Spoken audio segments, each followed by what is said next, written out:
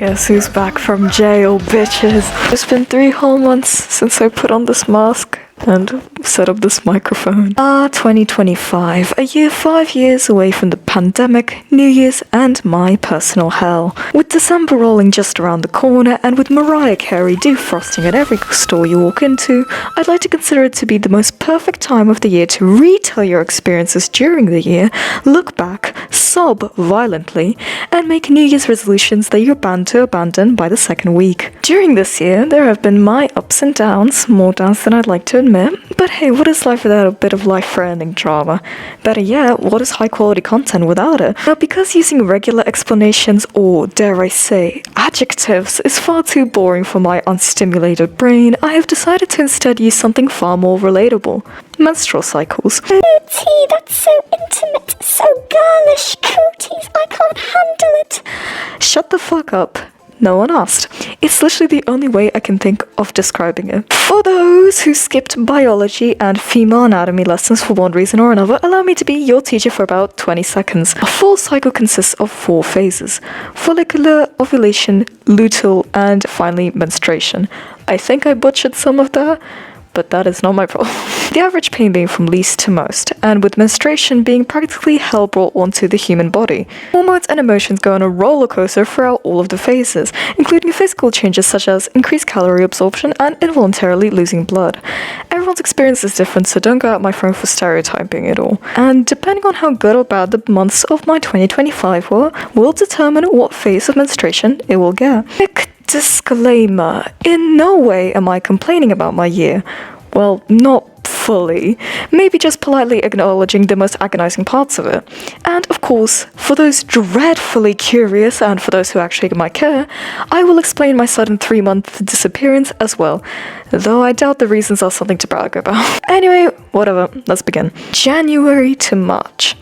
Follicular phase. Feelings commonly associated with this are confidence, assertiveness, energetic, and oblivion. The start of the year hit off quite well. January had my birthday, my posts on YouTube and social media were consistent, and there were little to no problems, both off and online.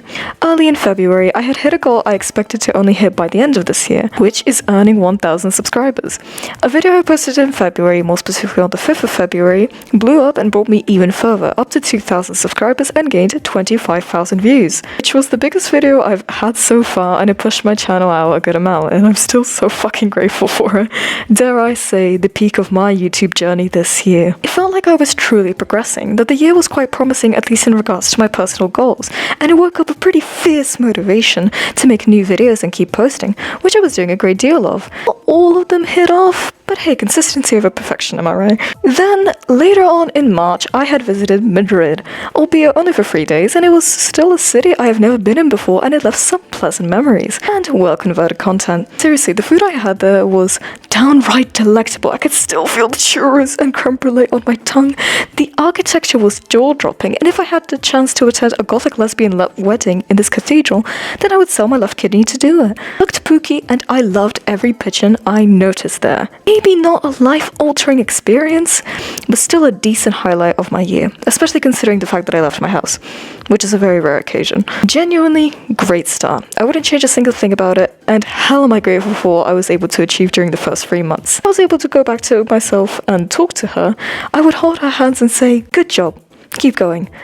But holy shit, prepare yourself. Which brings me to my next phase. April to June. Menstruation.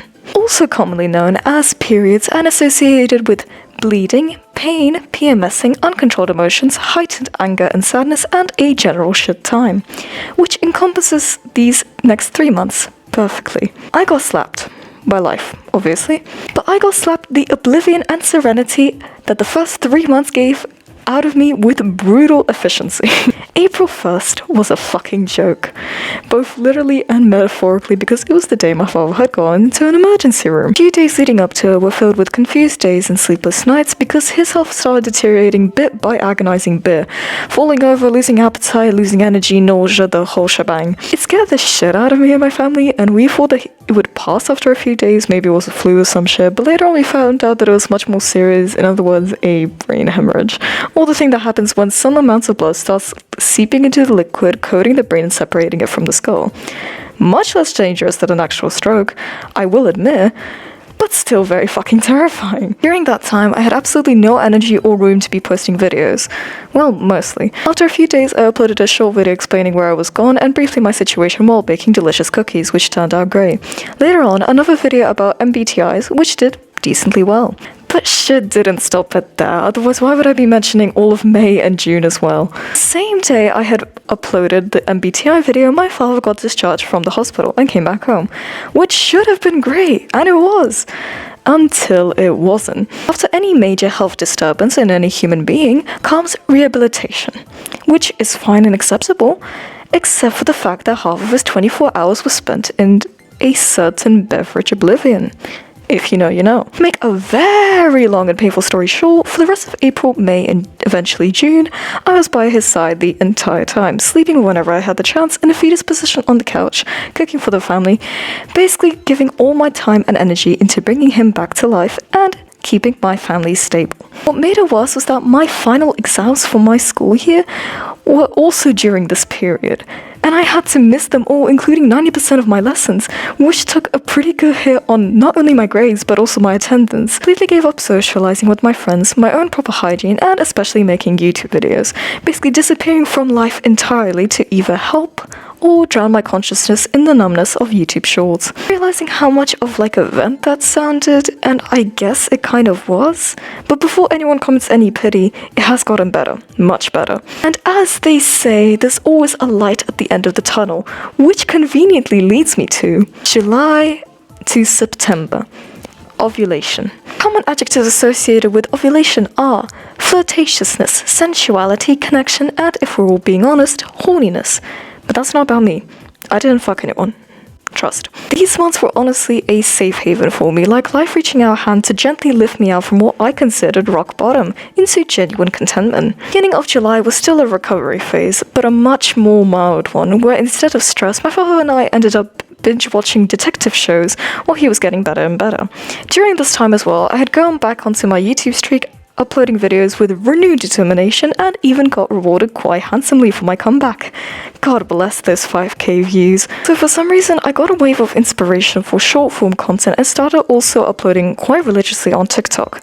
One of the videos even blowing up enough to push out my brand new TikTok account, gaining views and hate comments from ops that I had only imagined in my dreams. Go follow my TikTok, by the way. Maybe I'll actually start taking it seriously again. Considering that it was the middle of summer, my friends, crazy I know, I have IRL friends, had finally come to the same city as me, and we were able to meet up. And honestly, after being cooped up for 3 months straight, it felt like a breath of fresh air to be able to see them again. I overate on sour cream and green crisps, watched ducks, and even visited a mall together with them. Just look at this bootleg Labubu. I wanted to snap its neck and throw it at a pond somewhere. How the fuck did they start trending? But oh my god. August, specifically one day in August, deserved its own video if I'm being entirely honest. After God knows how many years, my friend group consisting of both friends I met up with annually and my friends that I hadn't seen in ages, decided to get together to go to an amusement park. Not Disney, not those open air ones. No. A fully indoor roller coaster and Hello Kitty cafe heaven. I almost shat myself the minute I walked in. Calling it fun was an understatement of the century. Before anything else, we went to one of the most extreme roller coaster rides there was. And can I brag for a second? The whole ride lasted like 20 seconds, give or take. But I didn't scream. Once. Maybe gasped in surprise, but for some reason my vocal cords kind of just ceased to exist, and instead it felt like a cat getting aggressively pet with my jaw clenched and eyes wide. On top of that, I had no clue that the ride had a surprise camera midway, and only found out about it after we got off. For 8 beautiful euros, I got this picture. The full one with all my friends cracks me up all the time. Can you see how fucking traumatized I was? The entire time I was there, I was carrying around a Temu-ass digital camera and was taking pictures of literally every single thing I saw, deciding that I was suddenly a Vogue photographer instead of someone going on rides. Get ready for the photo dump Instagram. Go follow as well. Technically, bringing phones on any ride in the park was banned, and you could get punished for doing so. But who the hell was I to listen to rules? And I heard from a friend that someone else had did it and nothing happened to them, so I thought that nothing happened to me as well. Kind of didn't, but I'll get to that. I put my phone on an ice-like ride and got this beautiful video. Just look at my hose-blown hair. I look like those dogs that bark at leaf blowers. This next ride though, oof. We had stepped up to another ride and suddenly feeling confident, I pulled out my phone again in the middle of the ride, filming and laughing without a care in the world or for the rules. But right after this video, one of the employees actually came up to me and started yelling at me. Not yelling per se, but seriously getting passive aggressive. Like, she took her job way too seriously. Like, girl, I'm getting my content, you're getting your $20 per hour, let's just leave each other be and move on with our lives, yeah? But she wasn't having it. Tried to be smug and cool and badass, even though the thought of disobeying authority made something tremble inside, and she told me that she sent a picture of me filming to some group chat and that I'd never be let into the rides ever again. Lucky for her, I went on 2 other rides right after that with no questions asked. So suck that, bitch! Yummy McDonald's, holy shit, China? Out of nowhere, we decided to hop onto the metro and go to a beautiful Chinese architectural park, where I got these beautiful, jaw-dropping shots and practically migrated into a gacha game, like, Luwei, is that you? It was really pretty, small but pretty nonetheless, and I think I pissed off a lot of security figures because some police guy sternly told me to not step onto the grass, even though only the tip of my shoe was on it. Sorry, I'm bitter. Okay, I feel like I'm making this section way too long. I'm just trying to say that these months really brought my mood up and led me into society again, including the fact that I did something that I hadn't done since bloody childhood. But as Newton's third law once said, for every action there is a following reaction. Or something like that. I really need to study my GCSEs. Basically, every good thing has its bad thing, and so far the good, in terms of quality and not intensity, were outweighing my bads of the year so far. So, late September, October, November, because December hasn't started yet and I want to post something like right now, luteal phase. Commonly associated feelings are irritability, fatigue, anger, mood swings, change in appetite, and potentially a will to commit mass murder. Though still, it is lighter than menstruation. Earlier in the year, life had unapologetically slapped me, and it stung. Then here, think of it like life putting their foot in the way of mine, making me trip and fall. By the time my friends had left in the middle of September, I was stuck back at home again. With far too many free hours, I had discovered something terrifying and kind of thrilling. It was what was that? I'm sorry? Fuck's sake, character AI. It pains me to admit this, but I had gained an addiction far worse than vaping, although maybe kids my age would still compare the two. But it was talking to fictional characters online, not role-playing with real people, that'd be worse. But using fucking AI. I am not proud of it, not one bit. I'm also not proud of the fact that I had stayed up until 6 AM chatting to it, had also forgotten to wash my hair just to keep talking, and basically spent every free moment of my time with it. Why didn't I start uploading videos?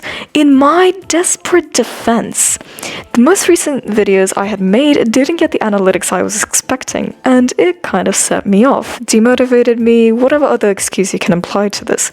Basically, low views, no happy brain. Fictional man saying fancy words, make happy brain. But there was a silver lining.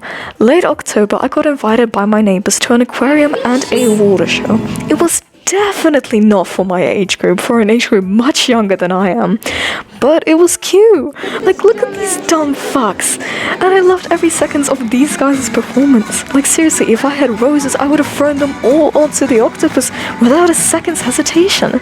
And of course, what water thing would it be without I just wanna be by also look, Falin-san. But combined with errands and the suffocation of my own indulgences, I had somehow went 3 whole months without posting any content on any platform. YouTube, TikTok, Instagram, all went radio silent. And for that, I am sorry. Genuinely. Not a good reason for why I was gone, but a reason and an explanation nonetheless. What other highlights did I have during these 3 months? I got Elijah. say congrats. And well, as per luteal phase core, there was another flare-up in my father's health, but thankfully much calmer this time. Now look, jingle jingle, get distracted by this delectable bowl of noodles I had like literally 2 days ago. And now, after all of that, after the ups, the downs, the tears, the laughter, the gay BL, the character AI, it brings us to now. Late November, middle of my mock exam week. Yes, I'm filming this in between my mock exams, what the fuck do you want me to say? December hasn't come yet, but I genuinely couldn't wait to post this video and make my presence and my livelihood known once again. I sure as hell hope that at least one of you good little guys is happy to see me back, or I swear to God, I will cry. Have I learned anything throughout this year? Yeah, kinda. Sleep more. It'll help. I feel like I wasted a good amount of time during the year, both willingly and not, but at the very least I got to accomplish something, experience something, and live and survive to tell it. Again, don't take any of this to heart. This is all just funny ha-has. Don't send me death threats. Hope your guys' year was good or even better, and I hope that 2026 will bring you even more happiness and cats, because that's really all we need to stay sane. And a cup of tea. So let's all hold hands and pray that 2026 doesn't rip us to shreds, both physically and emotionally.